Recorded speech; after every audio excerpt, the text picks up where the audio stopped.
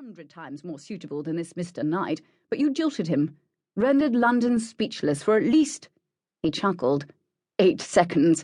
Until then, didn't know you could lose your temper. What was his name?" A crack appeared in her tranquillity, her hands curled into fists. "Gabriel Ansell, the Earl of Campion." "That's right. The god I'll never forget. Magnificent in your wrath. Reminded me of your mother on a rampage." Madeline didn't want to hear this.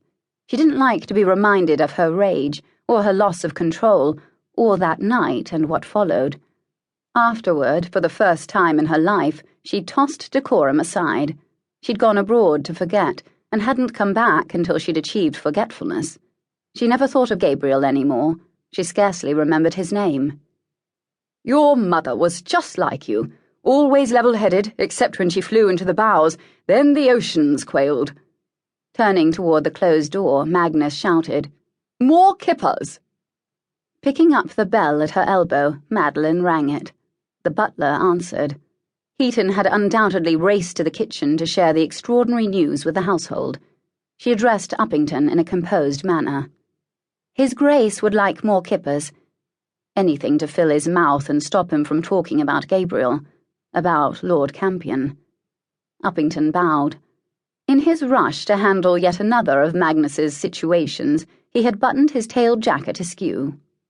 "Aye, my lady." He refilled their plates. Madeline bent her attention to her meal.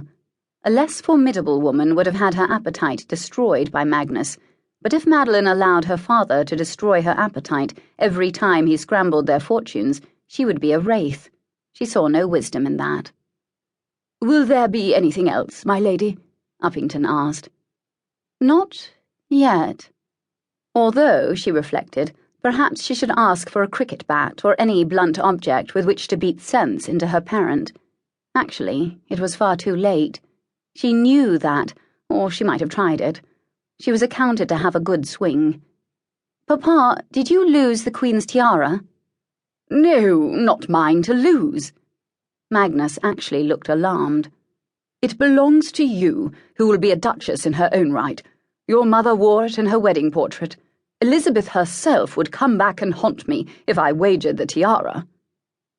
The Queen's tiara had been given to one of Madeline's ancestors, a lady-in-waiting to Queen Elizabeth I, for saving Elizabeth's life.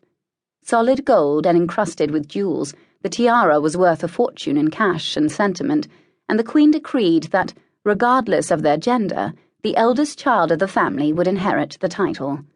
Thus, in the last 222 years, there had been Dukes of Magnus, of course, but there had also been 3 Duchesses of Magnus, girls born first in the family, and who were thus duchesses in their own right. She couldn't help it. She had to ask. "Do you swear it's in the safe?" He huffed. "I swear it's in the safe, and the Dukes and Duchesses of Magnus always keep their word." She hadn't. "Don't know how I got along without you while you were gone, my dear." Magnus provided a brief pat on her arm. "What shall we do today? Good day for hunting. Or perhaps you'd like to ride into the village and visit your old governess, Mrs. Watting." "Watling," Madeline corrected. "I'd like to hear more about this wager." Sincerely puzzled, he asked, "What else is there to know?" "Perhaps the name of my new husband? Or am I to be a mistress?" "Mistress?" Magnus harumphed indignantly. "Good God, daughter, do you think me totally without prudence and sensibility?" Madeline refrained from answering that. "Of course you're not to be his mistress.